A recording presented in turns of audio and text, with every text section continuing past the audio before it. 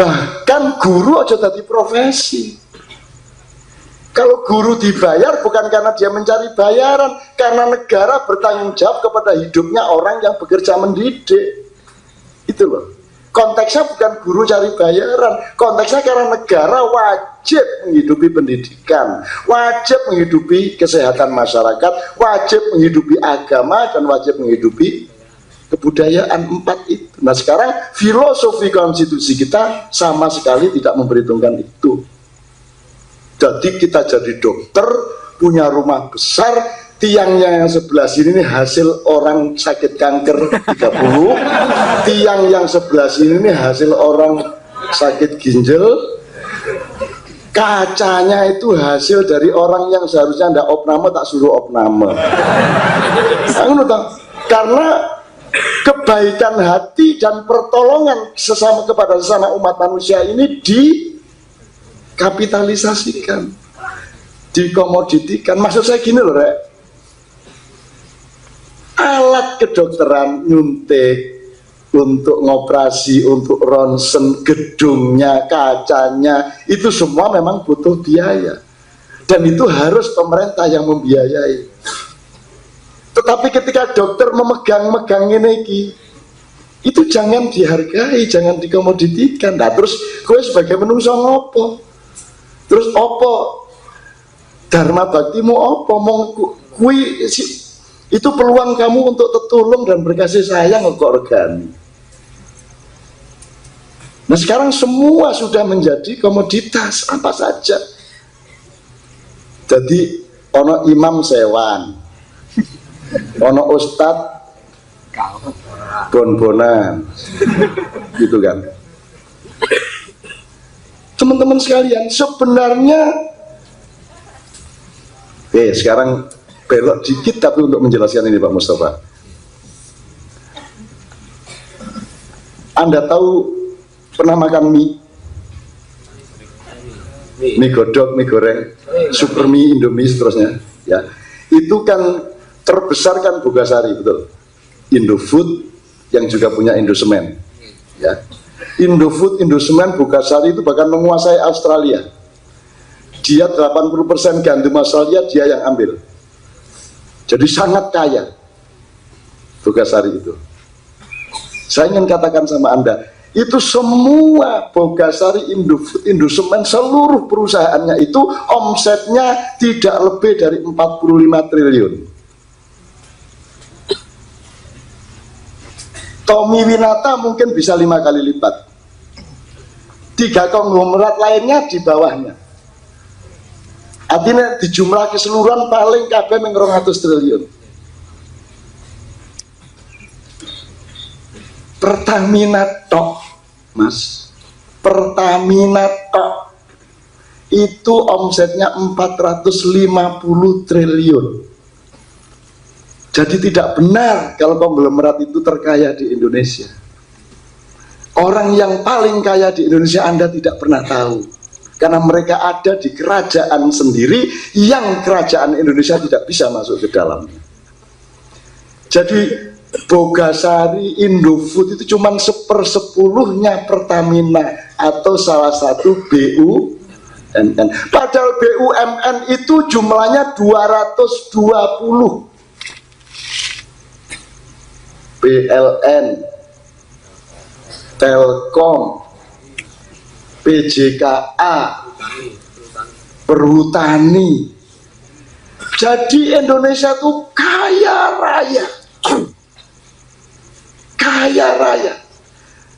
Nah orang yang pegang kekayaan ini bikin satu sistem komunikasi dengan mengumumkan dan memberi kesan secara nasional bahwa yang menjadi pencoleng dari ekonomi Indonesia adalah swasta-swasta yang 1/10-nya ndak ada tadi.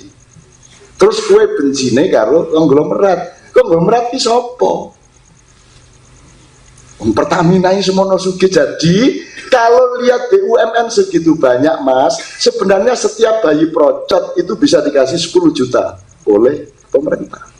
Tidak mungkin orang Indonesia bayar sekolah. kalau BUMN itu benar-benar bekerja diaplikasikan untuk kepentingan APBN. Jadi resminya teman-teman sekalian, BUMN itu yang jumlahnya segitu banyak itu adalah 70% dari keuangan Indonesia. 70%. Yang konglomerat dan sampean itu 30%. Menurut saya. Nah, 70% ini tidak pernah terkait sama kesejahteraan Anda. Jadi mulai sehari ini bekerjalah, bercita-citalah bagaimana menjadi pegawai BUMN. Syukur menjadi direktur BUMN. Bulan depan kita akan bikin diagram dengan angka-angkanya, kita sedang usahakan. Dari 70% tadi menjadi APBN, kan gitu kan? APBD. Belum lagi nanti ada BUMD. Bayangkan Kalimantan Mas ya, BUMD-nya kan kaya raya, luar biasa. Jadi mustahil Indonesia itu susah, mustahil orang itu harus bayar sekolah untuk anaknya, mustahil. Mesir saja yang miskin kayak gitu sekolah gratis sampai tamat. Di Indonesia kita bayar begitu mahal. Itu sekarang bukan hanya BUMN, BHMN barang yang curang sebagai perusahaan. Misalnya UGM itu BHMN. Saya sudah tanya, ini bedanya sama perusahaan apa? Ya semacam perusahaan, itu kan? Ya tak? Nah kalau gitu saya senang kalau UGM jadi perusahaan. Berarti rakyat akan mendapat pemasukan banyak karena dia perusahaan toh. Berarti UGM akan membayar sewa tanah dan gedung yang sudah dia pakai sejak tahun 45 dulu. Dibayar. Ya toh? Terus gaji dosennya sejak tahun itu dibayar sekarang, dan mulai dia jadi BHMN dia tidak lagi minta APBN untuk menggaji dosen dan karyawan karena mereka perusahaan harus menggaji dosen dan karyawannya sendiri. Berarti APBN kita tidak dikurangi oleh adanya BHMN. Asik toh? Asik. Bagus toh, jadi APBN menjadi banyak yang melimpah ke rakyat. Terus sudah dibayar apa belum oleh BUMN? Belum. Apakah itu dianggap utang?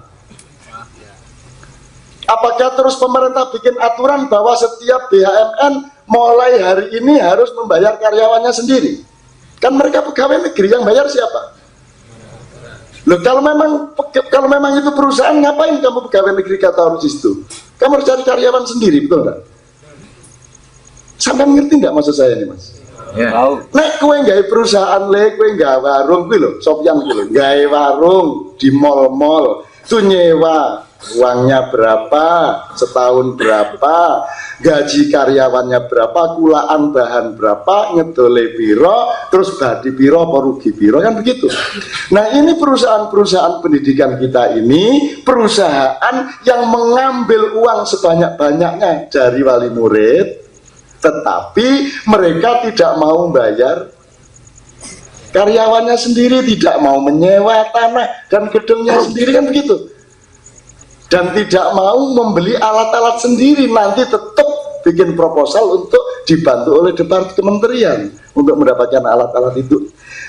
Maka sekarang beramai-ramailah bikin acara perjuangan karier untuk bisa masuk perusahaan itu. Mergo penak iso golek duit saoke-oke, ning karyawane dibayari, gedungnya disewake. Iki mudeng ora iki? Ya. Pak Mustafa bisa lebih menjelaskan. Kira-kira lebih jelas apa lebih racet ya? Oke, itu sekedar contoh aja kok teman-teman sekalian. Jadi kalau mudah-mudahan bulan depan kita tahu persis bahwa kalau begitu channel raiso di apa-apa kayak negara ini. Raiso di apa-apa. Ini harus ada revolusi luar biasa, bukan hanya revolusi tapi harus luar biasa. Karena lobang tikusnya itu yaitu tempat untuk melakukan penggerogotan terhadap harta rakyat itu sudah tidak bisa di cover lagi, saking banyaknya.